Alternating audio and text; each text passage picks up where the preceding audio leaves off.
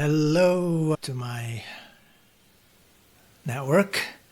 This is my foray into creating online lectures. I am a lifelong instructor. I've been teaching all kinds of technical and non-technical content over the many years.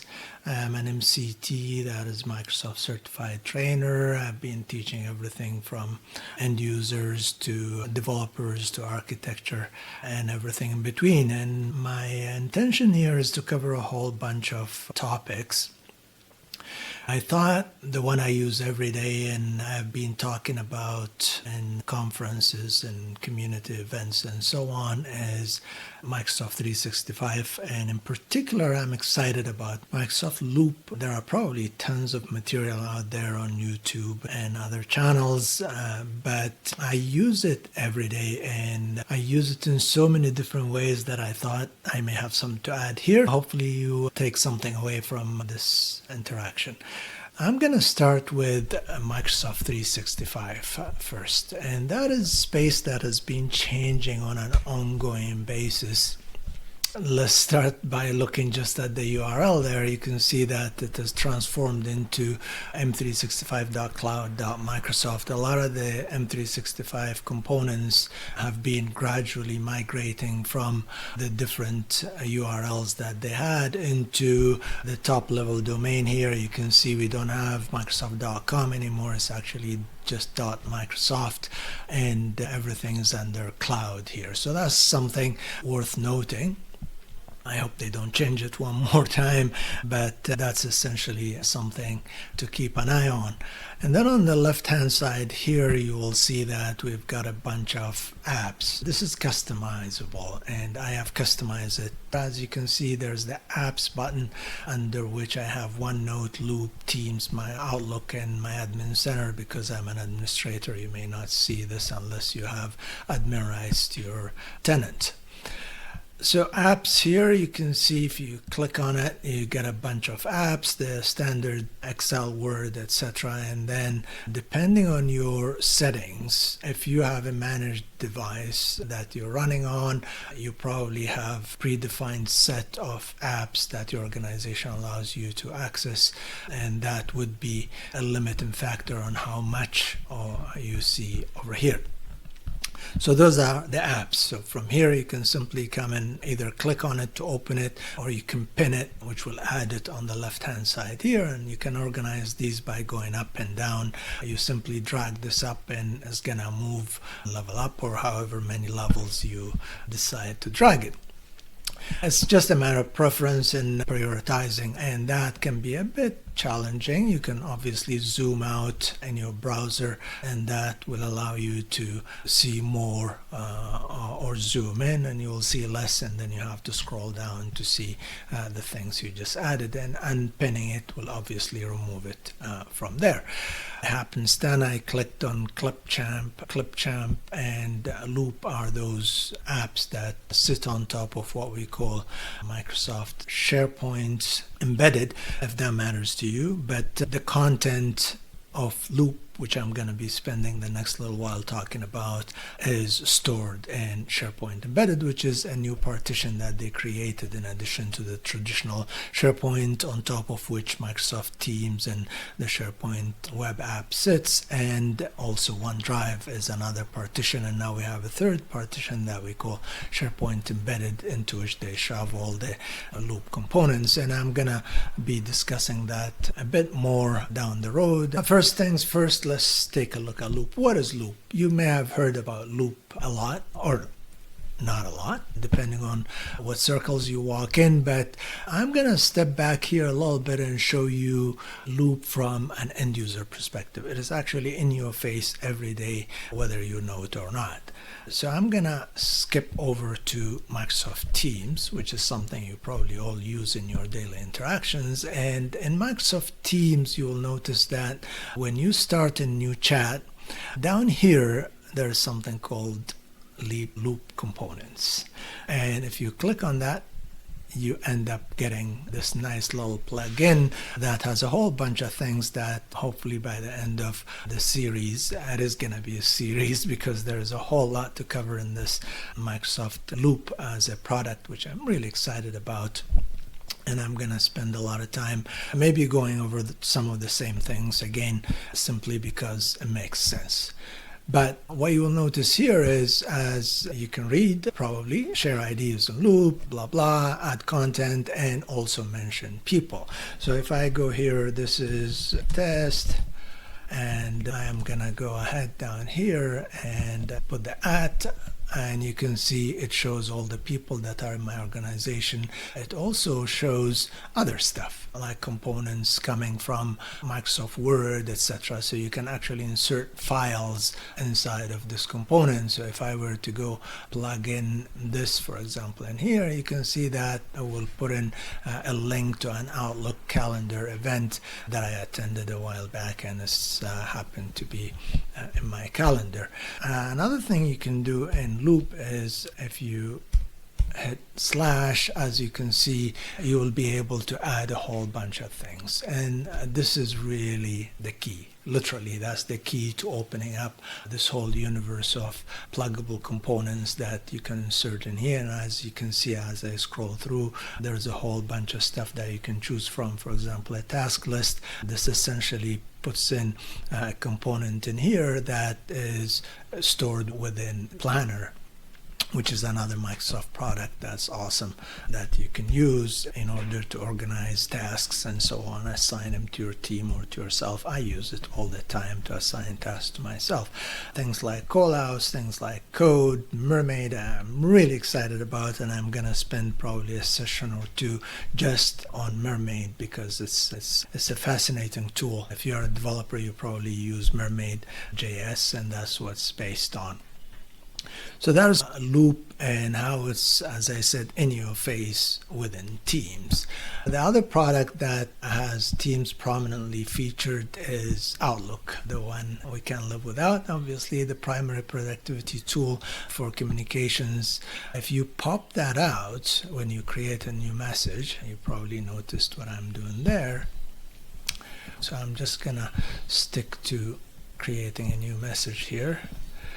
And within that message, if you go and select this little icon here, you can see that it says, hey, this is how you add that loop. Capture that image in your head. You can see that it looks like a little loop. And that is the branding over here, obviously. And as you can see, if I were to bring my cursor into the message here, this is the body. And within the body, I go and click Loop, and as you can see, it creates a very similar experience to what you just saw when I was working within the Teams chat. Teams, Outlook, as you can see, have Loop components as a native first-class citizen, if you like, within the message or within the chat, as you saw a few minutes ago down here, right? As Microsoft says in some of their reports back in the day, I don't know if it's still the same, but 70 to 80% of the functionality available to us in Microsoft Office, Word, Excel, Outlook, and probably Teams are not utilized. We only tend to use probably roughly 20%, 20 to 30% of the features that they cram into these products, and we are grateful for them, but sometimes there are just too many to choose from, decisions, and unless you were trained or you had a need for it, you probably just glanced over it. The new kid on the block is Copilot. Obviously, you probably noticed or not, but the browser here at the very top, the name of the site for Microsoft 365 has actually been rebranded as Copilot. There's a similar experience between the web and the thick client, as we used to call it, and that applies, by the way, to Teams and Outlook. As you can see here, although I am running in the browser, you have that rich, thick client-like experience or rich client experience in here because Microsoft has migrated a lot of these products to React apps, essentially, which are web applications which make sense, and they put a wrapper around it for the particular platform that you're running on, whether you're running on mobile as rich an experience, iOS or Android, and so on and so forth. Also Windows and BSD Unix, i.e. Apple Mac or iOS on Mac runs on top of BSD Unix. The experience is seamless irrespective of what platform you run on, and that is thanks to this web-based React interface that we have. And having said all that, what is Loop? As I demonstrated real quick here, Loop essentially is a component that looks the same, stored within SharePoint embedded. We'll get to that down the road. And it is highly portable. But also it is centralized in one location, meaning if you had to share a Word document with someone, they can save it locally, modify it, and then suddenly it's a completely different version than the one you originally shared.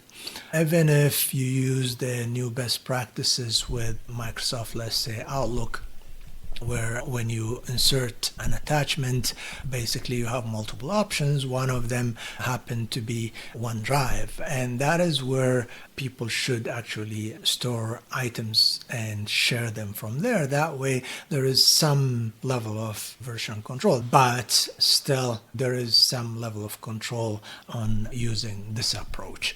In Microsoft Teams, you don't actually get an option to attach as we would in Outlook. Here you can browse this computer and attach a file, and that will still be sent as an attachment unless your organization has a limit on the file size, upon which you will only have the option to upload and share, and that attach will not be an option anymore. On the other hand, if I were to try and attach something, the default behavior is the file will be uploaded into your OneDrive and then shared with the individuals with whom you intended to share. So that's the default behavior within Teams. Now, this here, the loop component that you create, is somewhat unique.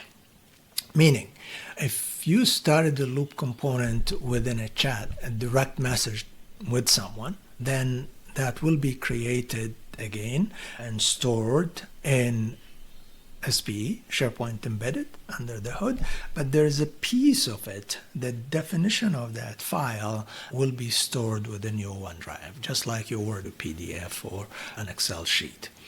Creating a loop component then behaves in a similar fashion to attaching a file from your local drive. Only a definition file, if you like, is stored within your OneDrive, whereas the content itself is stored in SPE. And as I mentioned earlier, I'm going to be diving deeper into the aspects of the orchestration and how the loop components operate and so on and so forth. But for the time being, you should understand that what you create here in a direct message is stored in your OneDrive. Let's leave it at that for the purposes of this discussion. So what is this then loop component that I keep talking about? Actually, before I do that, let me go back to my discussion around Copilot. Copilot has had so many different iterations, so many different branding changes. We had Bing Copilot, we had Copilot Chat, we had Copilot for 365, which we still do have. There's a licensed version and a free version. So right now, it's just Copilot 365, but there is Copilot for M365, which is a licensed edition that you have to pay for. Last time I checked, it was $20 US a month, unless you have special arrangement with Microsoft. And I'm no licensing expert, full disclosure there. And then there is the Microsoft 365 Copilot for all. And that is what you're looking at here. So if you, as long as you have some M365 tenant with a license of some sort, you can log in, and when you go to Microsoft 365, you're going to end up with something that looks like this. And that is the classic chat window that we know and love, but there's a whole bunch of stuff happening. One of the biggest changes that took place recently is, 2025 has been dubbed the agentic year, everybody's going on about agents, and I've got a series of lectures on that side of the story. Not necessarily dedicated to 365, but overall in the AI agentic side of things, which I dabble in and a passion of mine. So if you're interested, you can check those out as well. To Loop and its relationship to Copilot. In Copilot, I'm gonna save myself some typing and save you looking at my typos and so on, and I'm gonna pick one of those canned queries and I go blah, and it says, hey, maybe you want to tailor it a bit more, and you can see here the agent is becoming more chatty and ask questions and so on to narrow down your preferences, and then produce, sometimes can be too chatty. As you can see here, it finally generated some output for me. Now, one of the things that you probably already know with Copilot and other chatbots is that the output can be a bit ephemeral because it's Gen AI, it's generated, and it's generated on the spot based on the prompt and the answers you gave to the follow-up questions and so on and so forth. That can be a bit of an issue because, especially if you're using this information for a presentation or part of a research, or then you probably need consistent output, or you want to freeze that in time. And the classic way to do it is to copy that content, put it in OneNote or Microsoft Word or wherever you do your editing, and then share it from there. However, Microsoft has gone that extra step, and they made that readily available to us through this here. And this is called Pages. And when we say edit in Pages, what is happening essentially is it takes that content and pastes it in a page that is, you probably guessed where I'm going with this, it's a loop page. So far, we heard two terms. There's a loop component, which we inserted into a Teams chat or Microsoft Outlook's email message. And now there is a page. So how is a page different from a component? You'll be fluent in all that by the end of this course. But let's take this a little bit deeper. Right now, you can see here it says add to notebook. This feature is not quite there yet. As you can see, no notebooks yet, and I'm yet to figure out where to create a notebook. But because I've been through this journey with the loop integration since its inception, I'll share a few tips with you and I'll show you where this winds up. So let me get out of here. As you've seen, the page was created. I'm going to close out of this. And I'm going to go back on the left-hand side here of Microsoft 365 Copilot, and you will see that there's something called Pages. And what Pages does, let me just close out of this here. Underneath Pages here, you will see I have to refresh because I'm running in the browser, and this view gets stale a little bit if you don't refresh that browser page. So I'm gonna go down here and see, you can see that what I was just typing in there and getting as a result from Copilot. So here is the page, and it brought it out here in the edit session. Now, this is not a very meaningful title. Obviously, a few days later, maybe even in a few hours, you may not remember what this was about. So I'm gonna rename it to something more meaningful. Page created in Copilot, right?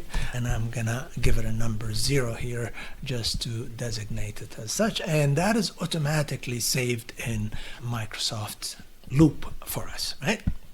And in here you can see the title is still old. You gotta refresh that to coax it to pick up the new title. And as you can see here, although I am on a decent network, still it's a bit slow. I've been doing SharePoint since 2001 from its early days, and we always had this saying, there is no instant gratification in SharePoint, because there's a whole bunch of infrastructure in the background that things have to be stored within and then syncing it back, and there's browser caching involved and so on and so forth. Never mind if you didn't get much of what I just said, but ultimately the point here is just be a little patient with it, because if you click on this and you go, oh, maybe I didn't save it. No, you did save it. Whatever changes you make here are gonna be automatically saved into SharePoint Embedded, so you don't need to fret about it. You just let it be, and in a little while it will sink in and everything will be hanky-dory. So having seen now 3 different ways to create loop pages and components. Pages primarily through Copilot, components by simply inserting a loop component through that little loop icon within Outlook messages or emails if you like, and the Microsoft Teams chat. So those are the 3 primary ways we create. You're probably glancing over it or using it without necessarily thinking too much about it, right? And you can see the title here says loop paragraph. Now that is where I want you to, if you're following along, please feel free. And if I were to click on this, it's gonna take you to a whole new location. Take a close look at that URL there. If you are interested in the nitty-gritty and under the hood, this is the URL that is being stored, through which it's being retrieved, let's put it that way. As you can see here, that GUID, that is more than a GUID. This long string here represents the document, the permissions, all that stuff is embedded in this long string up here. And on the left here, you will see that the URL says loop.cloud.microsoft. And that's it. So in order to access loop, whether it is a paragraph / component or a page that is accessed through that single URL, loop.cloud.microsoft. You can also type loop.microsoft.com and it will forward you to this new URL. So if you had used loop in the past, you probably have the old URL, which they have forwarders that will bring you to the same spot as well. Right?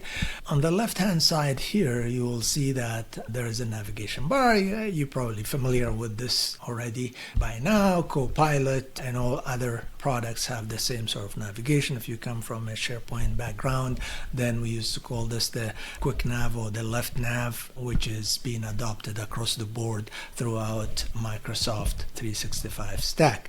SharePoint is the content for M365, and that is in large part true. Even Stream has moved into SharePoint. You will hear me referring to SharePoint quite a bit and perhaps singing its praises because I love it. It has paid my bills for so many years, and it is something I still do. So what is here? What is here is, let's start from the top. I'm going to come back to these 2 in a little while, but let's jump straight into this one here, recent. If I were to click on this recent, you will see that there's loop paragraph, which I just inserted in Microsoft Teams chat, and it's called people with existing access can use this link. That's what it says, and I didn't give it a name other than loop paragraph. I'm going to come to this, but as you can see, everything you click will pop something up at you. Beware of that. We will hopefully demystify all those different moving parts, but this here is what you will see in Microsoft Loop, and of course, as you would expect it, the little logo here on the left of the browser title. And here on the top as well, you can see that says loop and that colorful loop logo there. If I were to change this title to say created in MS Teams, and it takes a few seconds to sync, and this here will be renamed accordingly, right? Again, it takes a little bit of time. You really have to be patient with that. If I were to go here, this is a test modified in loop proper and I go back to MS Teams, you will see that the little change that I added is indeed reflected in here. So what did I just do? Recap. I created a loop component in Outlook, and that was that. I created a loop component in MS Teams, and that's what we're still looking at here. I created a loop page using Copilot, and we'll come to that in a minute. But further, I took that loop paragraph or loop component, which I created in MS Teams, and went ahead and edited it, tweaked it within Loop itself. And the effect of that is, as you can see, was instantaneously visible from within the team chat. Let's say we were chatting back and forth, working collaboratively on a certain document. One could be in a team chat and another one could be in Loop, or multiple individuals could actually be accessing it through the Loop interface and modifying the document. So you can see the power of that. One might say, I can do that in Word or Excel. Yes, you can, of course. M365 is great that way. It has become this all-around co-author and collaborative tool. However, what is unique about Loop is that it enforces so many best practices that we have been advocating for over many years, primarily version control. That is really key, because how many times do we create version XYZ 15 dash final? You probably know that story. None of that nightmare. Version control in SharePoint, again, is great in that if you accidentally overwrite somebody's work or your own work, that you can go back and look at earlier versions and revert to that. Since I'm talking about it, let me just show you where it is. As you can see, all the modifications that occurred and here are preserved, and I can simply go back to one of these and restore the changes, right? Or revert back to that edition. Of course, I can revert as many times as I want, depending on, not a very productive thing to do, obviously. But as you can see here, I reverted and reverted back, so I would expect those changes to be in place. Now, as you can see, after a little bit of time, that name change has synced, and on the left hand side here, it's called Loop Paragraph created in MS Teams. If I go back to MS Teams right now, you can see that it still says Loop Paragraph, right? So those are little quirks that you have to be aware of, but ultimately you can rest assured that things are in sync. As soon as you make that change, it will be stored. Why you don't see it in the facade and the front end is primarily just a matter of synchronization between your client and the backend system. But whatever changes you make are indeed stored and preserved.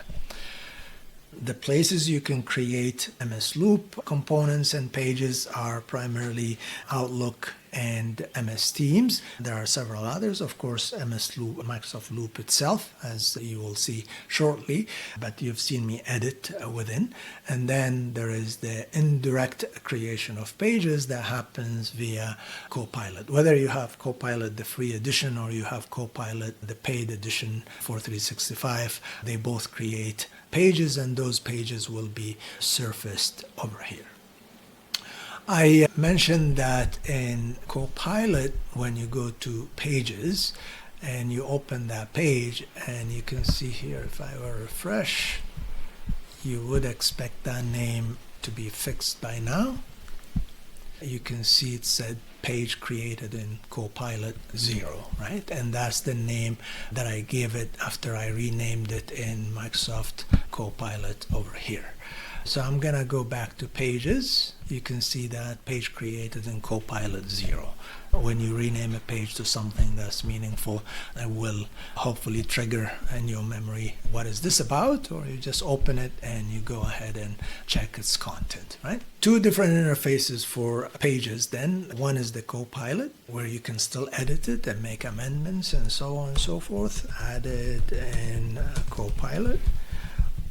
Or in MS Loop, where if I go open this one here, you expect to see in a little bit that I modified that page. Oops, this one here.